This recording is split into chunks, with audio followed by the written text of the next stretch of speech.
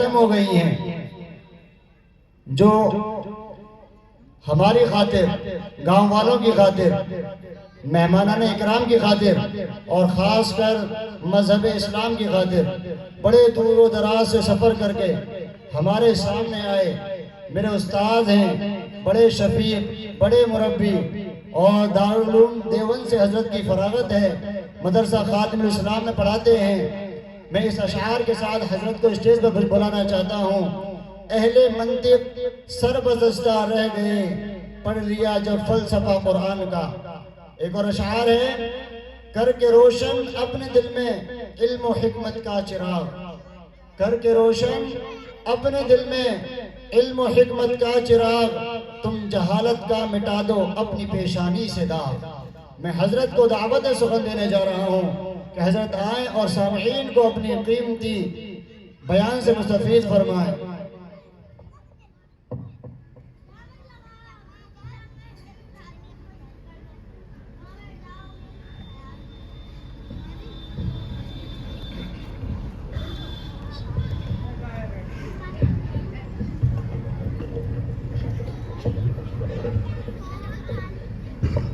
بھائی جو حضرات دیکھو کھڑے ہیں سامنے، یہ موبائل چلا رہے ہیں بچے کھڑے ہو کر، بھائی دیکھو بڑی دور سے آئے ہیں اور بڑی ہی اونچی شخصیت ہے، اللہ کے واسطے بھائی وہاں سے ہٹے ہیں، سب ادھر آ کر بیٹھ جائیں، کرسیاں خالی پڑی ہیں بھائی۔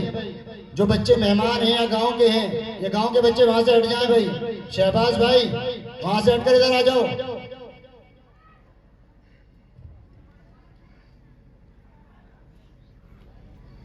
السلام علیکم ورحمۃ اللہ وبرکاتہ۔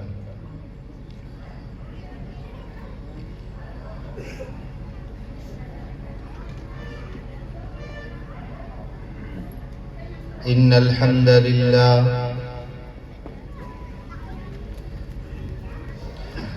نحمده ونستعینه ونستغفره ونؤمن به ونتوکل علیہ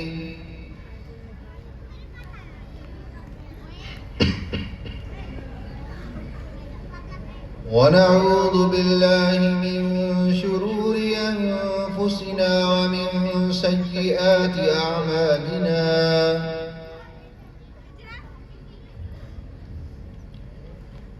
من يهده الله فلا مضل له ومن يضلله فلا هادي له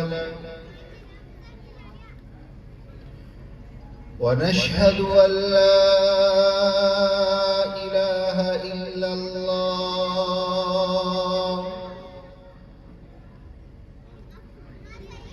ونشهد أن سيدنا وحبيبنا وسندنا ومولانا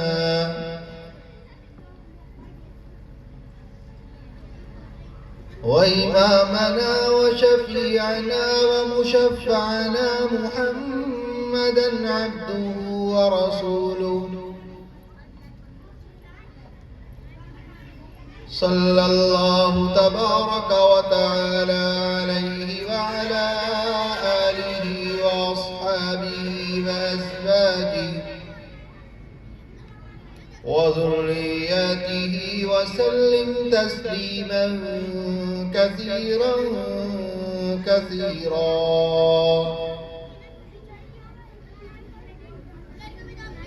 أما بعد فأعوذ بالله من الشيطان الرجيم بسم الله الرحمن الرحيم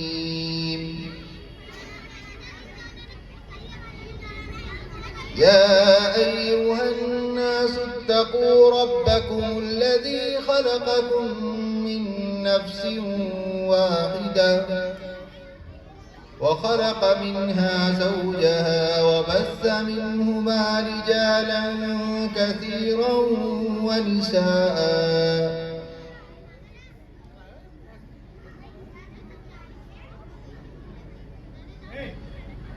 وقال تعالى في موضع آخر إن الدين عند الله الإسلام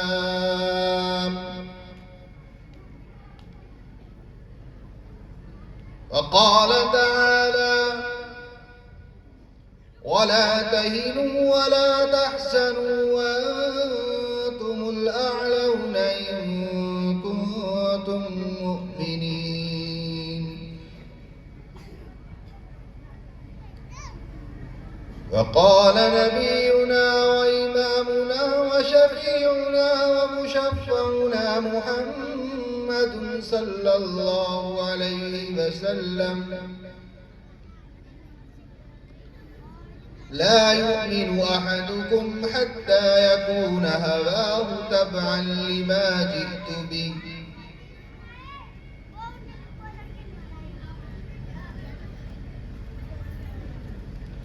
وقال عليه الصلاة والسلام أيضا خيركم من تعلم القرآن وعلمه أو كما قال عليه الصلاة والسلام.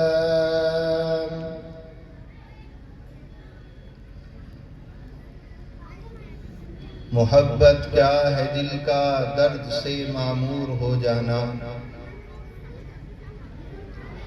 محبت کیا ہے دل کا درد سے معمور ہو جانا، متاع جاں کسی کو سونپ کر مجبور ہو جانا، بسا لینا کسی کو دل میں دل ہی کا کلیجہ ہے، بسا لینا کسی کو دل میں دل ہی کا کلیجہ ہے، پہاڑوں کو تو بس آتا ہے جل کر دور ہو جانا۔ اسٹیج پر رونق افروز قابل صد احترام موقر علماء کرام، مہمانان اعزام،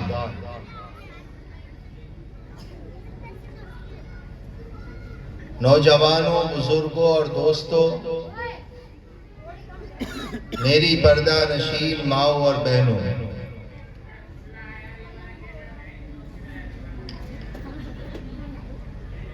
ایک بات تو یہ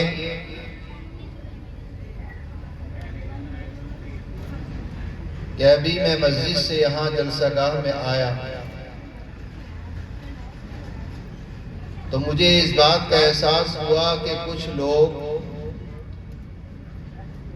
باہر روڈ پر کھڑے ہوئے ہیں، مسجد کے اندر دنیا کی فضول باتیں کر رہے ہیں۔ دینی اجتماع جس کا اصل مقصد ہے اللہ اور اس کے رسول کی بات سننا، اس کی طرف ان کی توجہ نہیں ہے۔ یہ بات بہت غلط ہے۔ سارے حضرات کو ساری غلط باتوں کو چھوڑ کر جلسہ گاہ میں آ جانا چاہیے۔ اللہ نے آپ کو ایک با حوصلہ، با ہمت، جفا کش نوجوان عالم دین عطا کیا، اس کی قدر کرنی چاہیے۔ منہ پہ تعریف اچھی بھی نہیں لگتی، ہمارے دین اسلام میں اس کی منادی بھی ہے، لیکن حوصلہ افزائی کے واسطے اور عوام کے دلوں میں عالم دین کی قدر پیوستہ ہو جائے، اس مناسبت سے آپ کے سامنے ایک بات ذکر کر رہا ہوں۔ ہمارے یہاں آپ کے یہ نوجوان عالم مولانا فیض صاحب خادم الاسلام میں ہاپوڑ میں پڑھا کرتے تھے، ہمیں 12 سال ہو گئے وہاں پڑھاتے ہوئے۔ انہوں نے میرے پاس بہت گھنٹے پڑھے ہیں، شرح عقائد تک انہوں نے کتاب پڑھی ہے مجھ سے۔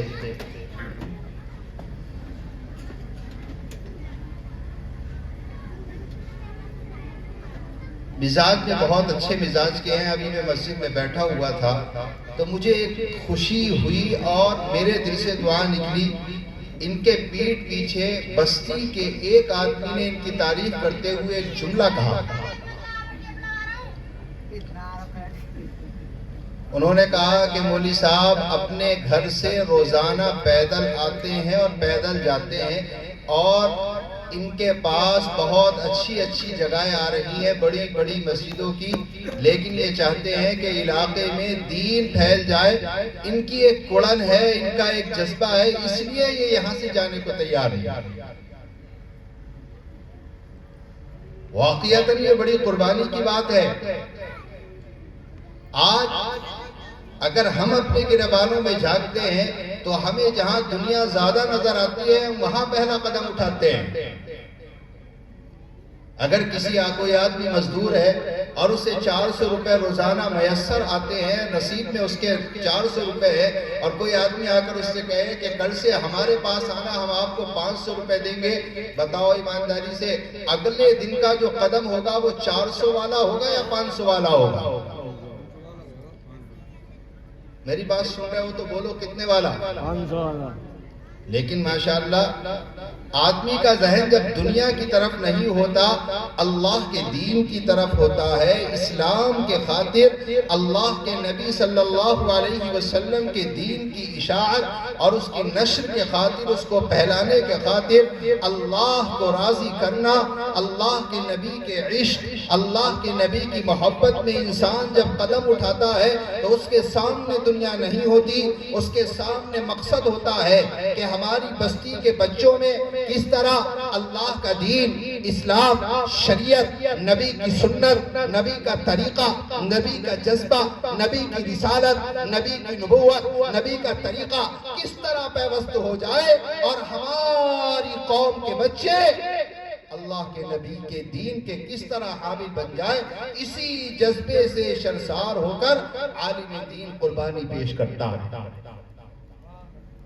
یہ بہت بڑی قربانی کی بات ہے. بستی والوں کو اس جیسے جتنے علماء کرام، جتنے ائمہ بستی کے اندر محنت نوجوان کر رہے ہیں، ہمارے بچوں کے دین اسلام کی حفاظت کے کہیں روز مرہ سعی مسلسل کر رہے ہیں، کوشش کر رہے ہیں. ہر بستی کے نوجوان کو، بوڑھے کو ان علماء کی قدر کرنی چاہیے. اللہ نے ہم سب کو اسلام کی دولت سے نوازا. اسلام ایک بہت خوبصورت مذہب ہے. اسلام سے پہلے جب ہم تاریخ پڑھتے ہیں تو زمانہ جاہلیت کے اندر، دور جاہلیت میں قتل و غارت گری عام، ڈاکہ زنی بالکل عام تھی. کوئی راستے پر بآسانی بسہولت سفر نہیں کر سکتا تھا. عزت نیلام، کسی کے یہاں بیٹی پیدا ہو جاتی تو اس کے لیے گڈھا کھود کر، قبر کھود کر اسے زندہ درگور کر دیا جاتا، زندہ دفنا دیا جاتا. عورتوں کو حقارت کی نگاہ سے دیکھا جاتا، عورتوں کی بے عزتی کی جاتی، عورتوں کے ساتھ رسوائی اور بے حیائی اور عریانیت کا معاملہ کیا جاتا. عجیب و غریب معاملہ ہے. ایک صحابی رسول فرماتے ہیں، حضرت محمد بن مسلمہ، کہ میں ایک کعب بن اشرف کے پاس ایک مرتبہ گیا اور میں نے اس سے درخواست کی کہ مجھے کچھ قرضے کی ضرورت ہے، آپ مجھے کچھ قرض عطا فرما دیجیے. آدمی کو ضرورت ہوتی ہے تو جو معزز آدمی ہوتا ہے، جس پر بھروسہ ہوتا ہے، آدمی اپنی ضرورت کے وقت اس کے پاس جاتا ہے. معلوم ہے جاہلیت کا کیسا دور. کعب بن اشرف کے پاس جب محمد بن مسلمہ گئے تو جاتے ہی جب قرض کا مطالبہ کیا، کعب بن اشرف نے کہا، ہم تمہیں قرض تو دے دیں گے لیکن تمہیں ارہنو نساءکم، تم اپنی عورتوں کو ہمارے پاس پہلے گروی رکھو، اپنی عورتوں کو ہمارے پاس رکھ کر جاؤ.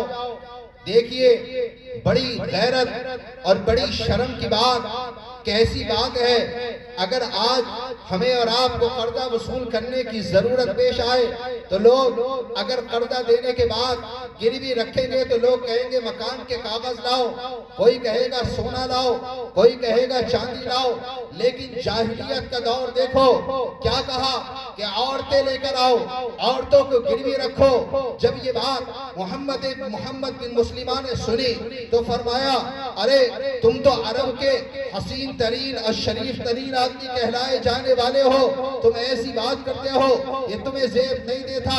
یہ جاہلیت کا دور جس نے عورت کو حقیر نگاہ سے دیکھا.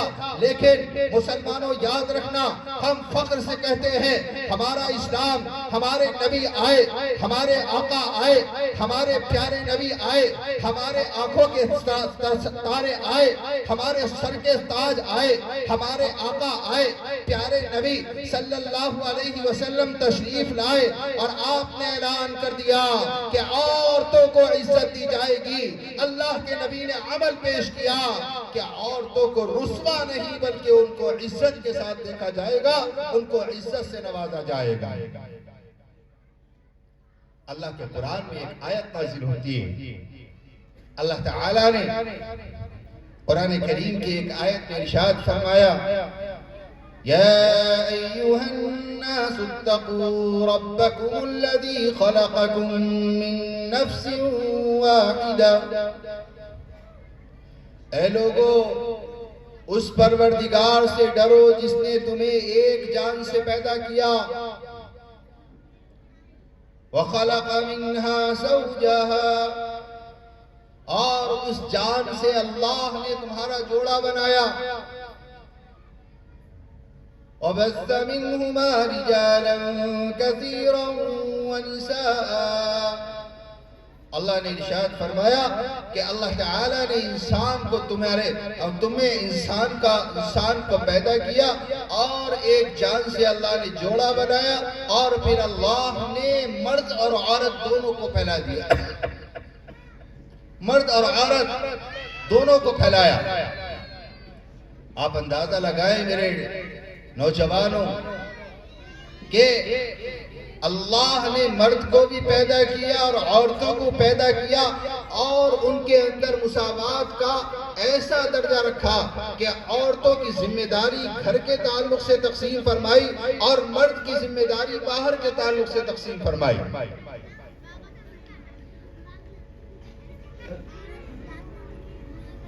اللہ کے نبی صلی اللہ تعالی علیہ وسلم نے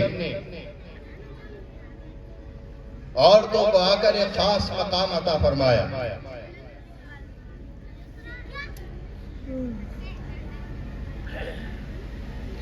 حدیث پاک میں آتا ہے اللہ کے نبی صلی اللہ تعالی علیہ وسلم نے عورتوں کو حکم دیا کہ وہ عزت کے ساتھ اپنے گھروں پر رہیں اور پردے کا اہتمام فرمائیں.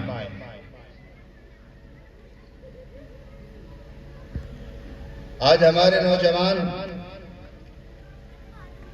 بچیاں، ہماری مائیں، ہماری بہنیں، ہماری بیٹیاں پردے کا اہتمام بالکل نہیں فرماتی.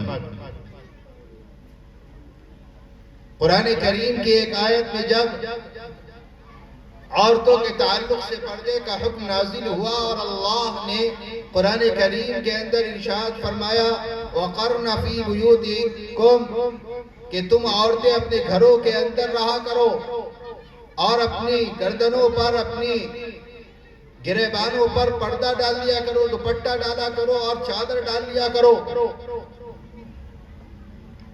ایک صحابیہ اونٹ پر بیٹھ کر سواری پر گزرتی ہوئی جا رہی تھی. حدیث پاک میں آتا ہے کسی نے آ کر بتایا کہ تم سواری پر چل رہی ہو، اللہ کے دین میں، اسلام میں پردے کا اہتمام، پردے کا حکم نازل ہو گیا.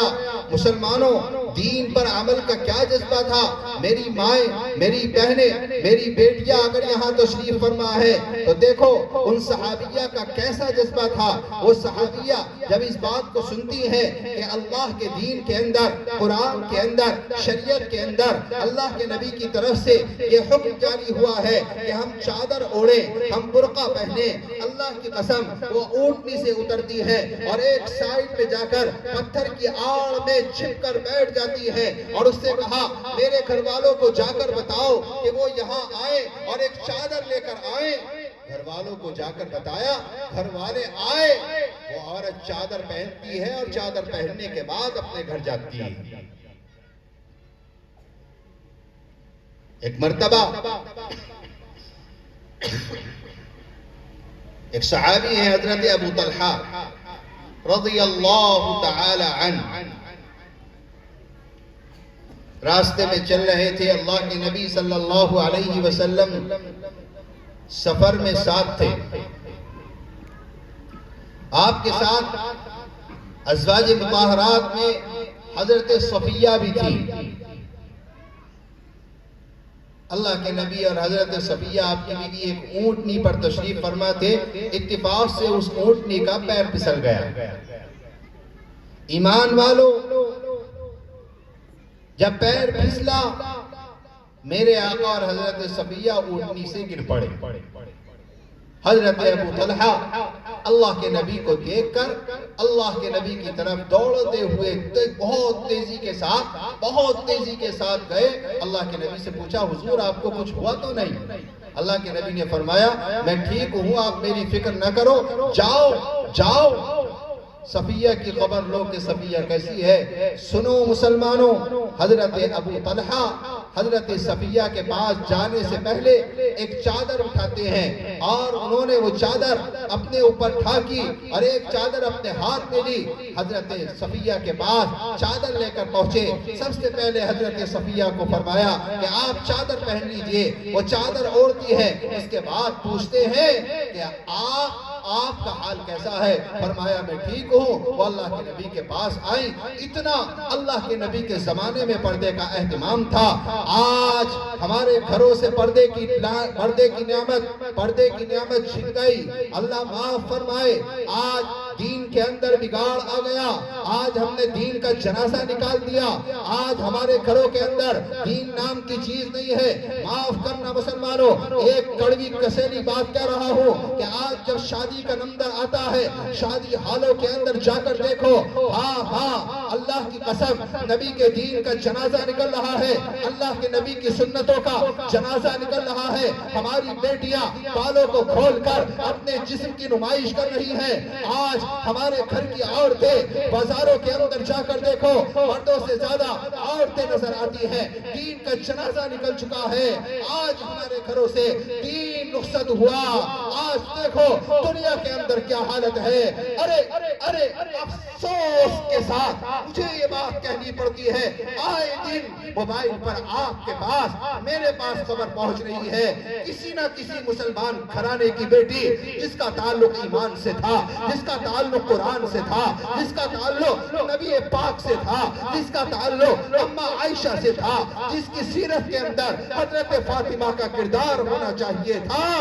ہاں افسوس کے ساتھ کہنا پڑتا ہے, آئے دن خبر آ رہی ہے کسی نہ کسی غیر کے ساتھ فرار ہو جاتی ہے. ہماری عزت کا جنازہ نکل رہا ہے.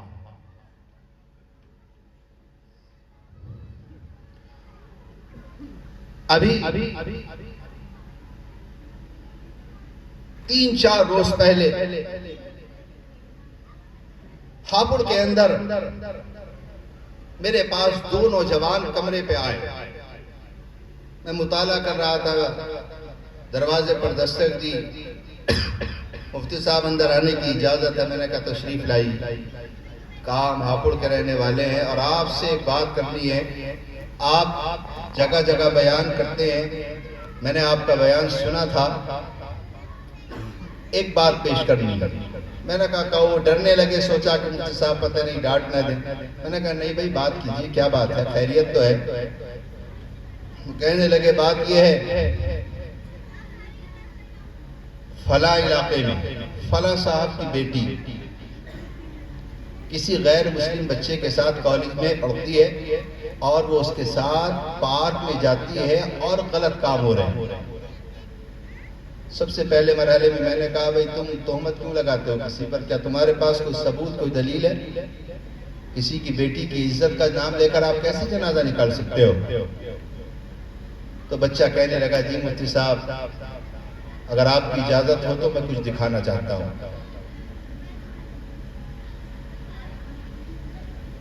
نوجوانوں، اللہ کی قسم شرم آتی ہے.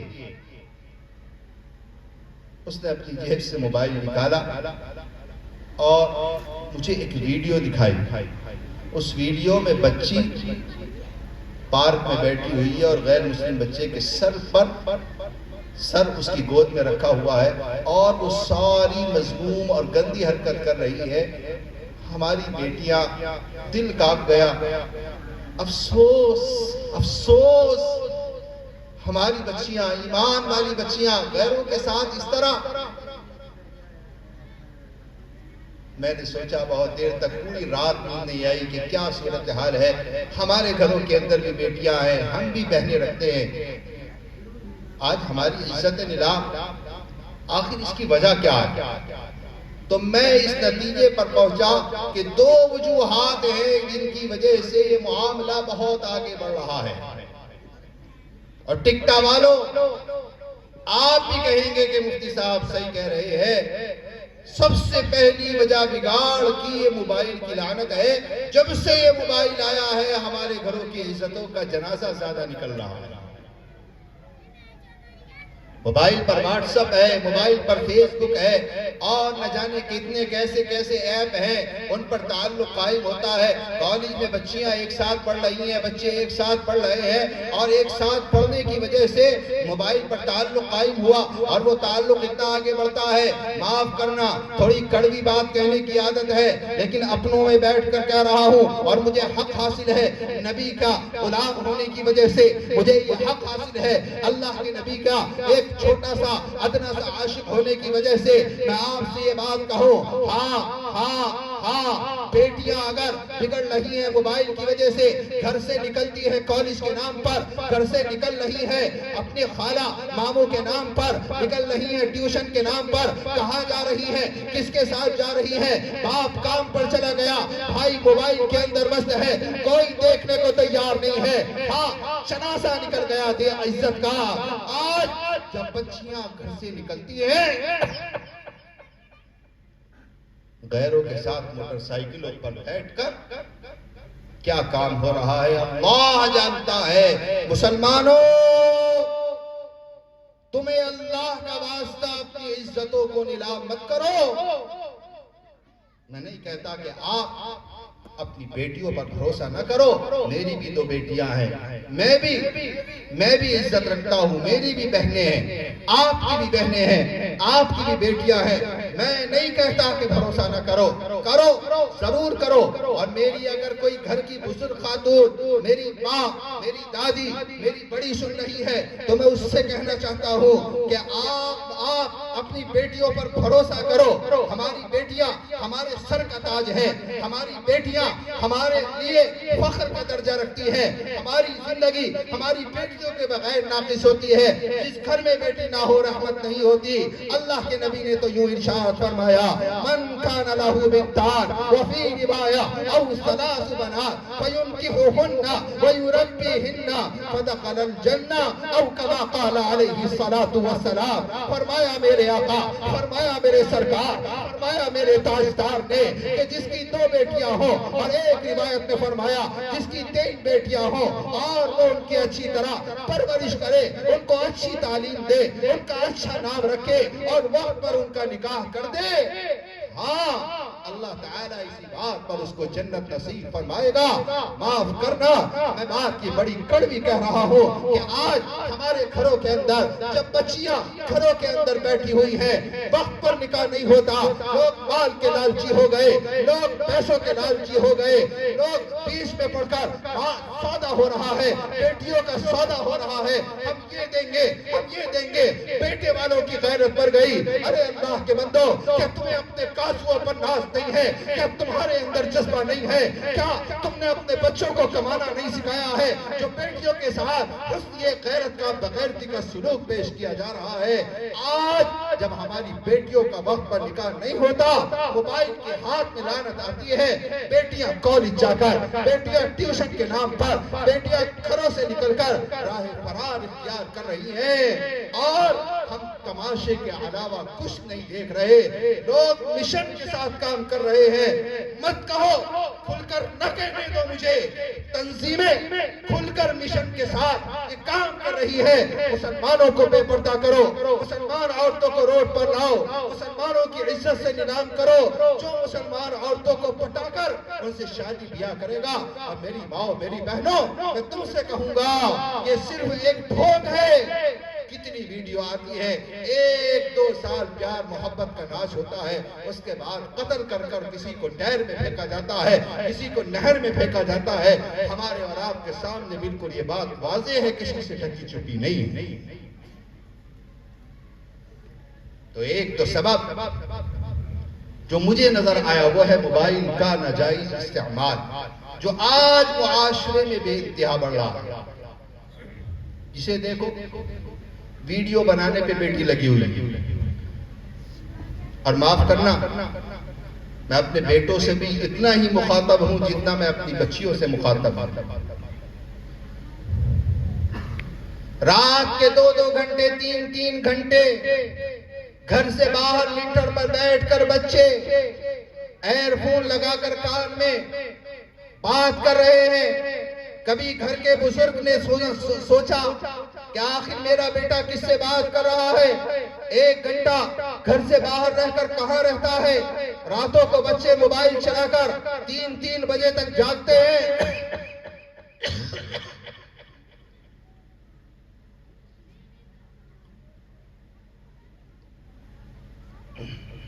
اور جب صبح ہوتی ہے تو صبح فجر کی نماز بہت ہو جاتی ہے. جوانیاں ضائع ہو رہی ہیں, بیماریاں پیدا ہو رہی ہیں. اللہ پاک نے قرآن کریم کے اندر ارشاد فرمایا وَجَعَلَ اللَّيْلَ لِبَاسًا, اللہ نے رات کو لباس بنایا.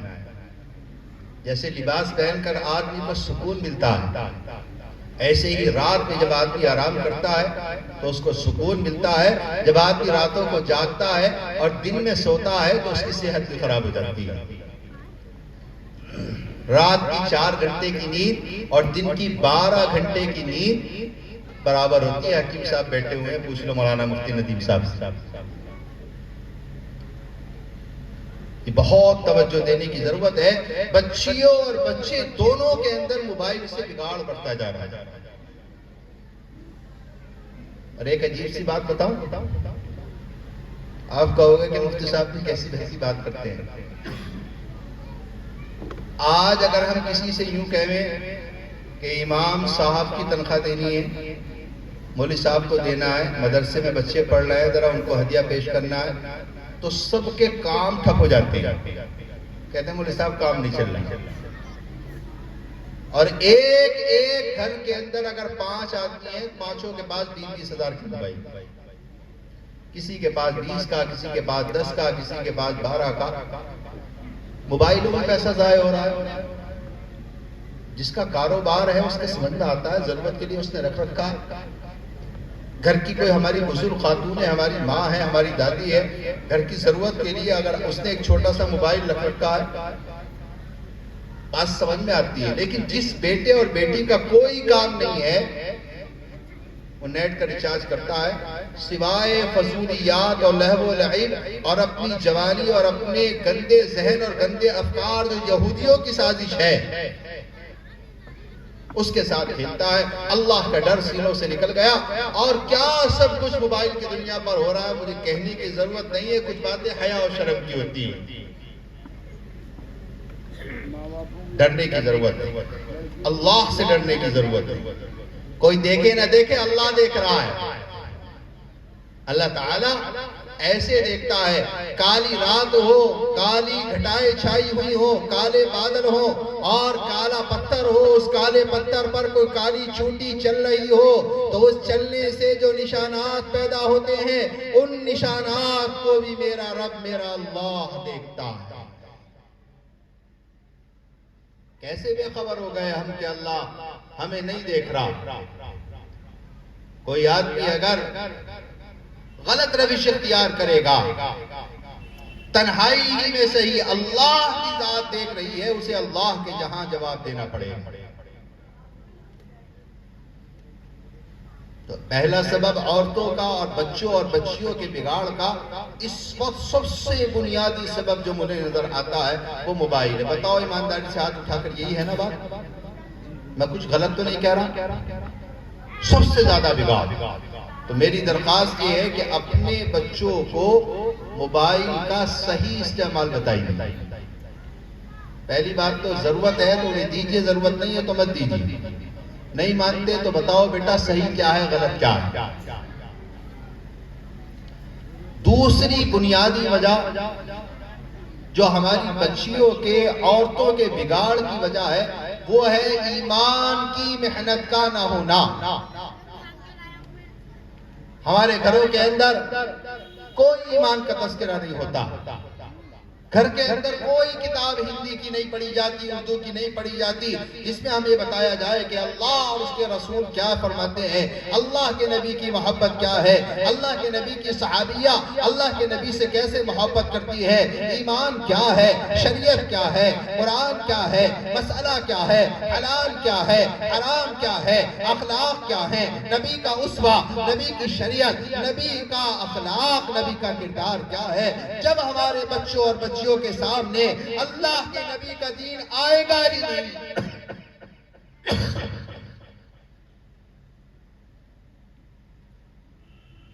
اللہ کی طرف سے کھانسی ہو رہی ہے تو آپ برداشت کر لینا بھائی،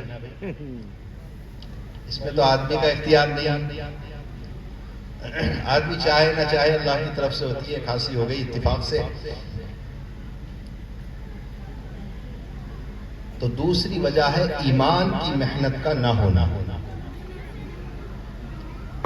حضرات صحابہ کرام اللہ کے نبی صلی اللہ تعالی علیہ وسلم سے کس طرح کی محبت فرماتے ہیں.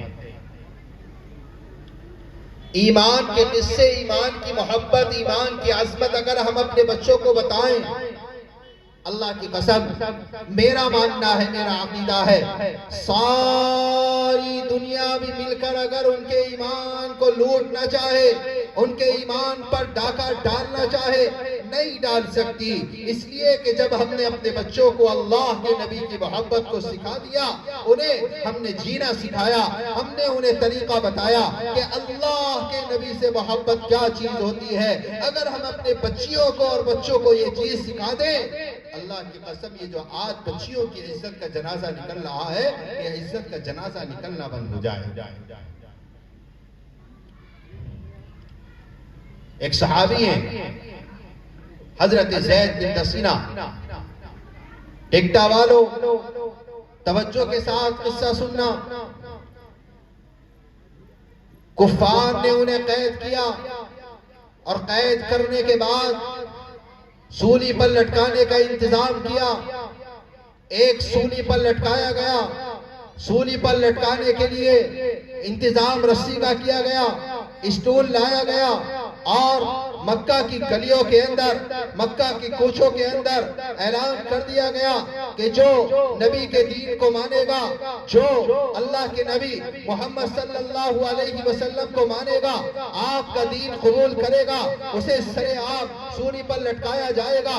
جیسے ہی پھانسی کا پھندا گلے میں ڈالا تو ایک کافر سفیان بن حرب نام کا اللہ کے نبی صلی اللہ علیہ وسلم کی مخالفت میں آتا ہے اور حضرت زید بن دسنہ سے مخاطب ہو کر کہتا ہے، اے زید، اگر تم ایک مرتبہ اپنی زبان سے جملہ کہہ دو، کاش میری جگہ میرے نبی ہوتے اور میری جگہ اللہ کے نبی کو سولی دے دی جاتی، صرف اسی جملے کی کہنے کی وجہ سے آج تمہاری پھانسی کو کینسل کر دیا جائے گا، آج تمہاری سولی کو کینسل کر دیا جائے گا، تمہیں پھانسی نہیں دی جائے گی، تمہیں معافی کا پروانہ دیا جائے گا.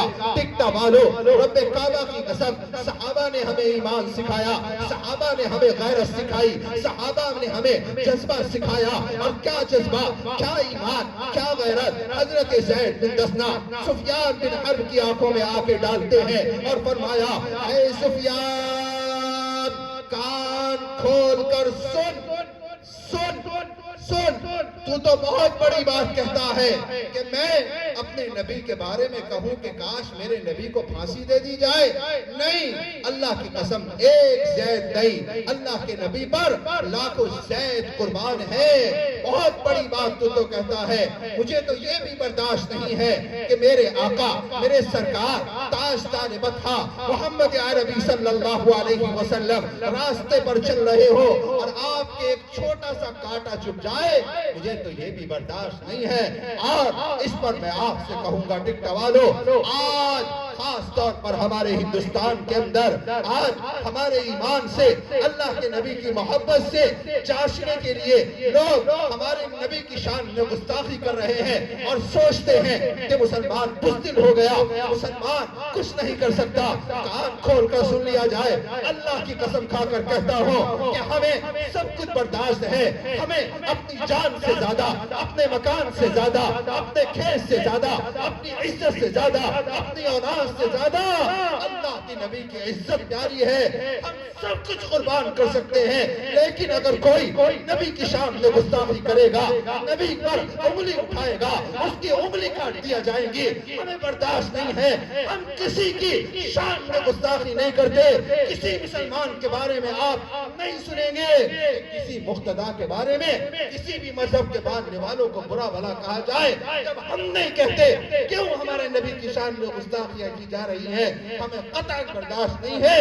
جو ایسی حرکتیں کر رہے ہیں، ہم حکومت سے مطالبہ کرتے ہیں کہ اگر کوئی آدمی کسی بھی مذہب کے رہنما کے تعلق سے گستاخی کرے، ایسا قانون بناؤ کہ اسے سرعام سولی پر لٹکایا جائے۔ کھلواڑ ہو گیا، جس کے منہ میں جو آتا ہے بکواس کر دیتا ہے۔ اللہ کے نبی جیسا نہ تھا، نہ ہے، نہ ہوگا۔ اللہ کے نبی پر پتھر برسائے، نبی نے دعا دی۔ اللہ کے نبی کے خون نکلا، آپ نے دعا دی۔ اللہ کے نبی بے ہوش ہو کر گر گئے، نبی نے دعا دی۔ اللہ کے نبی صلی اللہ علیہ وسلم کو ستایا گیا، آپ نے دعا دی۔ آپ کے صحابہ کو ستایا گیا، آپ نے برداشت کیا۔ ایک وقت آیا، میں ساری دنیا کے مذہبوں کو چیلنج کرتے ہوئے کہتا ہوں، ہاں اسلام جیسا رہنما لے کر تو آؤ۔ جب میرے آقا کو مکہ سے نکالا گیا،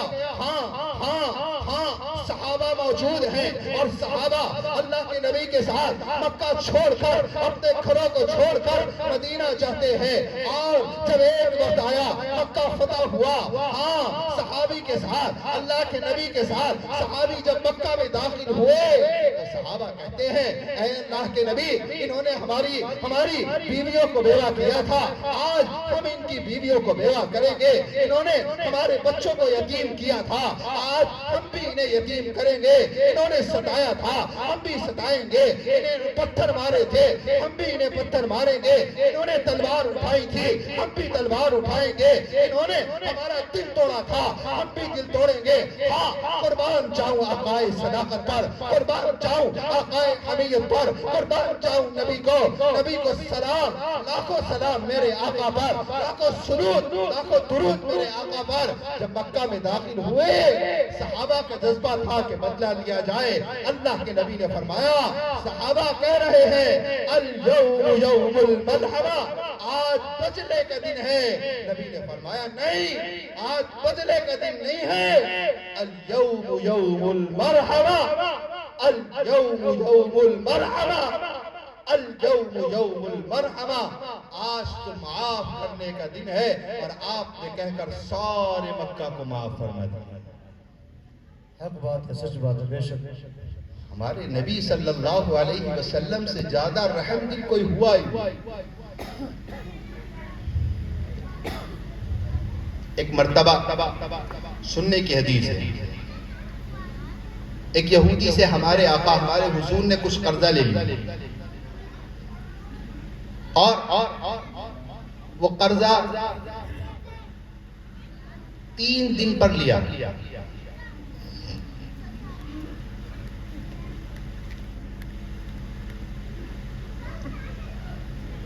اللہ کے نبی نے صلی اللہ علیہ وسلم، آپ نے ایک یہودی سے قرضہ لیا اور فرمایا میں 3 دن میں تمہیں واپس کر دوں گا۔ آپ کے برابر میں حضرت عمر بیٹھے ہوئے تھے. وہ یہودی، اس کا نام کتابوں میں آتا ہے زید بن سعنہ. وہ اللہ کے نبی کے پاس وقت سے پہلے آ گیا اور آ کر اللہ کے نبی سے کہنے لگا، اے محمد لاؤ پردہ لاؤ. دیتے کیوں ہو؟ فلانا ہے، ڈمکانا ہے، باتیں کرنے لگا. ہم جیسا آدمی ہو تو کیا کہے گا کہ بھائی ابھی تو وقت ہی نہیں آیا، وقت تو آنے دے بھائی. ارے یہی تو کہے گا مسلمانوں. بات بھی ٹھیک ہے، میں نے قرضہ لیا ہے وقت تک کہ فلاں وقت تک، فلاں وقت آ جائے گا میں تمہیں قرضہ دے دوں گا واپس. پہلے کیوں شور مچاتے ہو؟ جب اس نے برا بھلا کہا تو حضرت عمر جلالی آدمی تھے. حضرت عمر ایسی شخصیت تھے کہ جس گلی سے گزر جائیں شیطان کا گزرنا وہاں سے بند ہو جائے. جب اس نے اللہ کے نبی پر سختی کی، برا بھلا کہا، تو اللہ کے نبی صلی اللہ علیہ وسلم کے صحابی حضرت عمر سے رہا نہیں گیا، کھڑے ہوئے، وہ کہتا کیا ہے؟ عمر پاس بیٹھا ہے، پتہ نہیں ہے تجھے؟ ڈانٹنا شروع کر دیا. اللہ کے نبی صلی اللہ علیہ وسلم حضرت عمر کی جانب متوجہ ہوئے، مخاطب ہوئے اور حضرت عمر سے فرمایا، اے عمر تمہارا یہ لہجہ مناسب نہیں ہے، تم کیا کر رہے ہو؟ تمہیں تو چاہیے یہ تھا مجھ سے کہتے کہ تم قرضہ دو اور اس سے کہتے کہ بھئی تم ذرا سلیقے سے مانگو. تم سے کیسی سختی برت رہے ہو؟ وہ یہودی دیکھ رہا ہے سارا منظر. زید بن سعنہ. حضرت عمر نے کہا کہ اچھا چلو ان کا جو قرضہ ہے وہ واپس کرو اور ساتھ میں 20 سا جو 20 کلو سمجھو ہے 20 سا جو ہے انہیں ہدیے کے طور پر دینا. تم نے ان پر سختی کی. روایت میں آتا ہے یہودی زید بن سعنہ کہتا ہے کہ میں نے آخری نبی کے بارے میں جتنی نشانیاں پڑھی تھیں وہ ساری نشانیاں اللہ کے نبی صلی اللہ علیہ وسلم نے پالی، دیکھ لی. 2 باتیں نہیں دیکھی تھی، وہ آج دیکھنا چاہتا تھا، دیکھ لی. اور آپ کو میں نے سچا پایا، میں آپ پر ایمان رکھتا ہوں. کیا ہیں وہ باتیں 2؟ کہا میں نے پہلی بات تو آخری نبی کے بارے میں اپنی کتاب توریت میں یہ پڑھی تھی کہ جو آخری نبی ہوں گے ان کا حلم اور ان کی برداشت ان کے غصے سے کہیں زیادہ ہوگا. ہمارے ہاں غصہ زیادہ ہوتا ہے، برداشت کم ہوتی ہے. معاف کیجئے گا، مسلمانوں کے گھروں میں آج برداشت نہ ہونے کی وجہ سے مسلم معاشرہ ختم ہو رہا ہے، گھر بگڑ رہے ہیں، طلاقیں ہو جاتی ہیں چھوٹی چھوٹی باتوں پر. شوہر کو برداشت نہیں ہوا، بیوی نے کچھ کہہ دیا، اللہ کے بندے چھوٹی سی بات برداشت کر لے. بیوی سے شوہر نے کچھ کہہ دیا، بیوی کو برداشت نہیں. باپ نے بچوں سے کچھ کہا، بچے باپ پر چڑھ کر آ رہے ہیں. بچے باپ سے کچھ کہتے ہیں، وہ چڑھ کر آ رہے ہیں. بھائیوں کی شادی ہو گئی، دونوں بہو ایک دوسرے سے چاک گریبان بولنے کو تیار نہیں. بھائیوں کی یہ نوبت آ گئی کہ ایک دوسرے کے گھر میں جانے کو تیار نہیں، دل پھٹ گئے. پڑوسی کی برداشت نہیں کرتا، بھائی بھائی کی برداشت نہیں کرتا، بہن بہن کی برداشت نہیں کرتی، ماں بیٹی کی برداشت نہیں کرتی، رشتہ دار کی برداشت نہیں کرتے. اور جب برداشت نہیں ہوتی رشتہ داریاں ٹوٹ جاتی ہیں، رشتہ داریاں ختم ہو جاتی ہے. اور دھڑلے سے کیا کہتے ہیں؟ تم اپنے گھر خوش، ہم اپنے گھر خوش. اللہ کے بندو، رشتے ناطے توڑنے والا خوش کیسے ہو سکتا ہے؟ اللہ نے تو رشتے جوڑنے کا حکم دیا. برداشت پیدا کرو، برداشت. وہ یہودی کہتا ہے کہ میں نے آخری نبی کے بارے میں یہ علامت پڑھی تھی کہ جو آخری نبی ہوں گے ان کا حلم، ان کی برداشت ان کے غصے سے کہیں زیادہ ہوگی. آج میں اللہ کے نبی کو برا بھلا کہہ رہا تھا اور آپ برداشت کر رہے تھے، آپ نے تو چھو بھی نہیں کیا، الٹا حضرت عمر کو سمجھا دیا. اور دوسری بات فرمائی،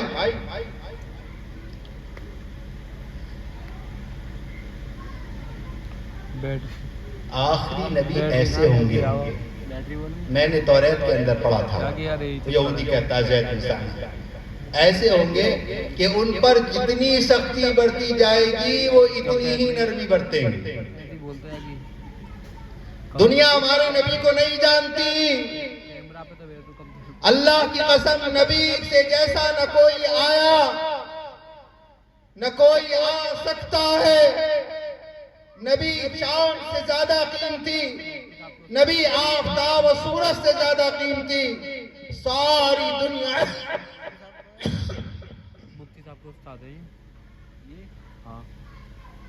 آج کھانسی زیادہ ہو رہی ہے اللہ کے رحم سے. مولانا فیض عالم صاحب دعا کر دو. کچھ باتیں دین کی کہتے ہیں، بڑے اچھے طریقے سے سن رہے ہیں ماشاءاللہ. تو کیا فرمایا اس نے زید بن ثانیہ نے کہ 2 باتیں میں نے پڑھی تھی اور دونوں کی دونوں باتیں میں نے حضور میں پائی. آپ کی جو برداشت ہے وہ آپ کے غصے سے کہیں زیادہ، اور جتنا آپ پر سختی برتیں گے اتنا ہی آپ نرم ہیں. آج ہمارے گھروں سے نرمی بالکل نکل چکی ہے. کوئی ایک دوسرے کو سمجھنے کے لیے تیار نہیں ہے. اللہ کے نبی صلی اللہ علیہ وسلم کے پاس اما عائشہ بیٹھی ہوئی. ایک یہودی آیا اور اس نے کہا السلام علیکم، تم پر بد دعا ہو. ایک ہے السلام علیکم، تم پر سلامتی ہو، اور ایک ہے السلام علیکم، تم پر بد دعا ہو. عربک میں سام کے معنی آتے ہیں بد دعا.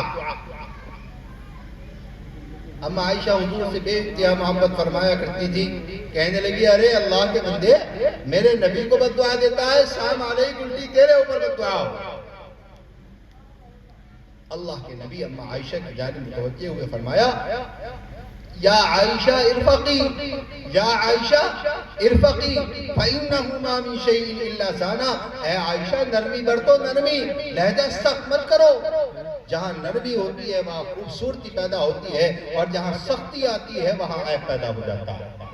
آج ہمارے گھروں میں سختیاں ہیں، ہمیں ایک دوسرے کی عزت کا خیال نہیں ہے. گھروں سے عزت کا جنازہ نکل رہا ہے، بھائی بھائی سے لڑ رہا ہے. نہیں اللہ کے بندو، یہ دنیا اصل نہیں ہے، یہ دنیا فانی ہے، یہ مٹ جانے کا گھر ہے، یہ برباد ہو جائے گا. یہ چاند، یہ سورج، یہ زمین، یہ شمس و قمر، یہ ارض و سما، سب کچھ فنا ہو جائے گا. ایک وقت آئے گا ہماری آنکھ، ہمارے کان، ہماری منہ، ہمارے زبان، سب کچھ بند ہو جائے گا، اور ہمیں 4 آدمی اٹھائیں گے اور قبر تک لے کر جائیں گے. کون ہے جو کہے میں ہمیشہ زندہ رہوں گا؟ کچھ پتہ نہیں ہے. آج آپ دیکھیں، پتہ نہیں ہوتا، سائلنٹ اٹیک پڑ رہے ہیں. آج بیماریاں نئی پیدا ہو گئی، اور پتہ نہیں ہے پل بھر کا انسان صحیح سالم ہوتا ہے، 15 منٹ میں خبر آتی ہے کہ فلاں صاحب کا انتقال ہو گیا. صحیح سالم نوجوان تھا. ارے نوجوانوں، اپنی جوانی پر ناز نہ کرو. اے بزرگوں، اللہ کی طرف قدم بڑھاؤ، گناہوں سے توبہ کرو، اسلامی معاشرے کو اپناؤ. قرآن کا راستہ صحیح راستہ ہے، سیدھا راستہ ہے. قرآن کو رہبر بناؤ، نبی کا اسوہ اپناؤ، نبی کی طریقت، نبی کی شریعت اپناؤ، اور اللہ کے دین سے محبت کرنے والے بن جاؤ. آج دین کو بچانے کا ذریعہ اگر کوئی ہے مسلمانوں تو وہ یہ مکاتب، یہ مدارس اسلامیہ ہے. ہمارے بچے اگر دین حاصل کریں گے، ان کے سینوں میں ابو بکر کی صداقت ہوگی، ان کے دلوں کے اندر عمر کی عدالت ہوگی، ان کے سینوں کے اندر حضرت عثمان غنی کی حیا ہوگی، علی کی بہادری ہوگی، صحابہ کا جذبہ ایمان ہوگا. اور اگر ہم نے اپنے بچوں کی تعلیم اور تربیت کا فکر نہیں کیا، ان کا خیال نہیں کیا، اپنے بچوں کو قرآن نہ پڑھایا، ان کو کلمہ نہ سکھایا، ان کو دین نہ سکھایا، اور ہم نے ان علماء کی قدر نہ کی جو ہمارے بچوں کی فکر کر رہے ہیں، یاد رکھنا ہمارے بچوں کا ایمان بھی آنے والے وقت میں خطرے میں پڑ جائے گا.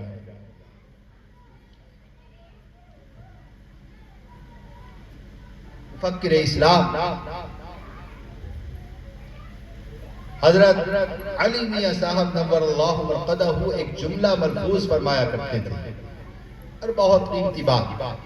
میں عام طور پر اپنے بھائیوں میں، مسلمانوں میں اس بات کو ضرور کہتا ہوں، کیونکہ ہمارے یہاں تعلیم کا فقدان ہے. ہمارے بچے تعلیم کی طرف دھیان بالکل نہیں لگاتے.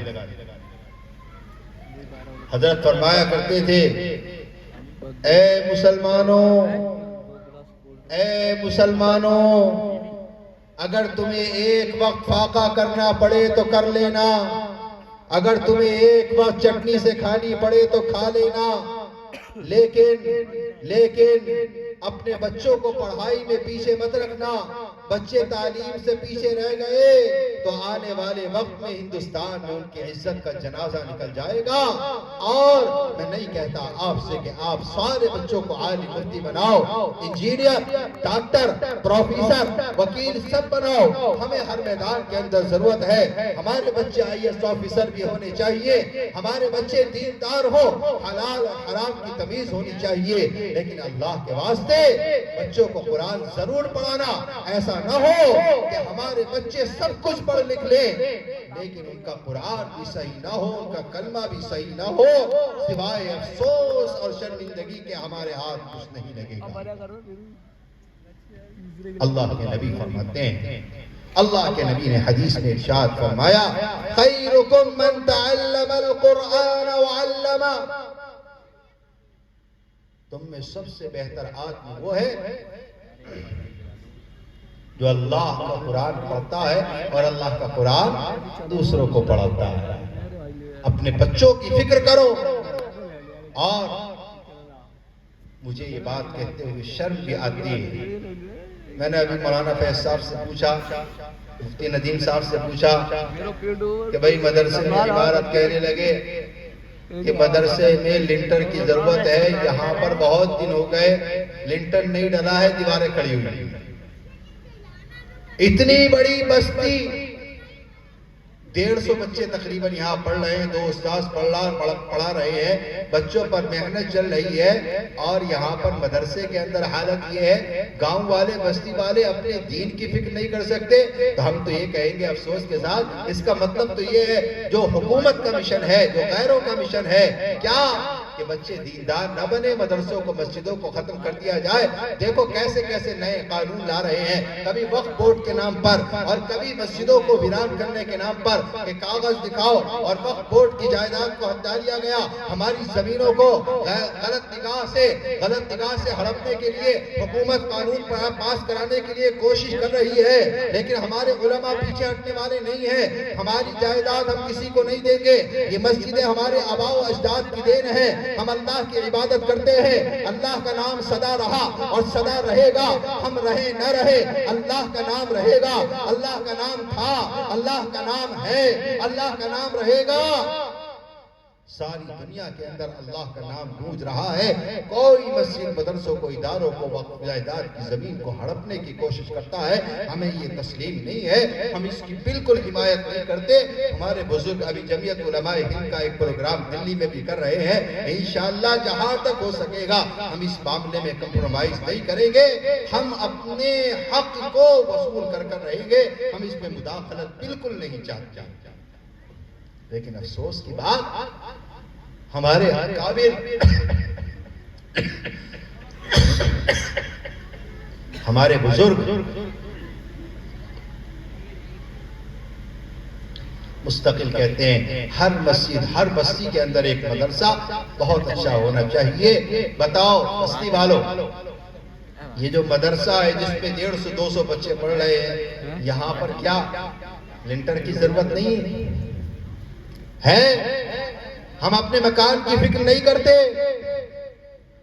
اپنی کوٹھی کی فکر نہیں کرتے، شادیاں آتی ہیں، لاکھوں روپے کا انتظام اللہ کرا دیتا ہے، لیکن جو ہمارے بچوں کی ایمان کی بقا اور اس کی فکر کا ذریعہ ہے، اس میں ہماری بالکل توجہ نہیں ہوتی۔ اگر یہی عالم رہا مسلمانوں تو یاد رکھنا آنے والے وقت کے اندر ہمارے پاس بچوں کو پڑھانے کی جگہ نہیں ہوگی، اور ہم اپنے بچوں کو کہاں پڑھائیں گے؟ ارے اللہ کے نبی کے صحابہ اللہ کے نبی سے کس درجہ محبت فرماتے ہیں، آپ کو عالم بتاؤں، اللہ کے نبی کے دین کے خاطر صحابہ نے کتنی قربانیاں پیش کی ہے۔ اللہ کے نبی نے ایک غزوے کے موقع پر پر اعلان فرمایا جس کے پاس جو ہو اپنے گھر سے لے کر آؤ. کوئی مال لایا, کوئی برتن لایا, کوئی سونا لایا, کوئی چاندی لایا, جس کے پاس جو تھا وہ لے کر آیا. ایک صحابی رسول غریب مفلس حضرت عبداللہ مزنی بیٹھے ہوئے تھے, جیب میں ہاتھ ڈالا, آپ کے پاس کچھ نہیں تھا. کہنے لگے اے عبداللہ, نبی کی زبان سے ایک جملہ نکلا ہے, نبی نے دین کا تقاضا پیش کیا, غزوے کا موقع ہے, کیا کرے گا؟ مسجد نبوی سے کھڑے ہوئے اور کھڑے ہو کر اس زمانے میں ایک باغ ہوا کرتا تھا, وہاں پہنچے اور باغ کے اندر داخل ہو کر باغ کے مالک سے کہا تمہارے پاس کوئی مزدوری کے لیے کام ہو تو مجھے وہ کام دے دو. نوجوانوں, اس باغ کا مالک یہودی تھا, اس نے سوچا آج مسلمان کو پریشان کرنے میں مزہ آئے گا. یہ فتنہ پرور قوم یہود کی ہمیشہ سے فتنہ پرور رہی, آج بھی ساری دنیا دیکھ رہی ہے. 1 سال سے زیادہ عرصہ ہو گیا غازہ, فلسطین, لبنان اور یمن کے اندر مسلمانوں پر ظلم کا کتنے مظالم ڈھائے. ہماری حکومت کل بھی ان کے ساتھ نہیں تھی, آج بھی اس کو نہیں ہونا چاہیے. ہم ظلم کے خلاف ہیں, ہم نہیں چاہتے وہاں بچوں کو مارا گیا, وہاں بیٹیوں کو مارا گیا, وہاں بزرگوں کو مارا گیا, بستی کو کھنڈر میں تبدیل کر دیا گیا. ساری دنیا تماشا دیکھتی رہی, لیکن یاد رکھنا اللہ کا دین غالب ہونے کے لیے آیا ہے, کوئی اس کو جھکا نہیں سکتا. اللہ کے نبی جب مکہ سے نکلے, اللہ کی قسم اکیلے کھڑے ہوئے تھے, ابو بکر ساتھ آئے, عمر ساتھ آئے. ایک وقت آیا مدینہ میں دین پہنچا, پھر ایک وقت آیا مدینہ سے نکل کر شام, عراق, میں کہوں گا یہ بات, وہاں جہاں بیٹھ کر راتوں رات اسلام کی مخالفت کی جاتی ہے, امریکہ کی وادیوں کے اندر, قریہ شہر دیہات, جنگلات کے اندر, ہر جگہ دنیا کے اندر اللہ کے نبی کا دین پہنچا ہے. کوئی اس دین کو نہیں مٹا سکتا. ارے مسلمانوں کو, تم چاہتے ہو ہمارے بچوں کو مار کر تم دین کو مٹا دو گے, اللہ کی قسم یہ دین کل بھی نہیں مٹا تھا, آج بھی نہیں مٹا سکتا. اللہ کا نام سدا باقی رہے گا, اور اگر اللہ کا نام لینے والا مر گیا, اللہ کی قسم یہ دنیا بھی نہیں رہے گی. اس دنیا کو اللہ بنا کر کے قیامت تاری فرما دے گا. میرے بھائی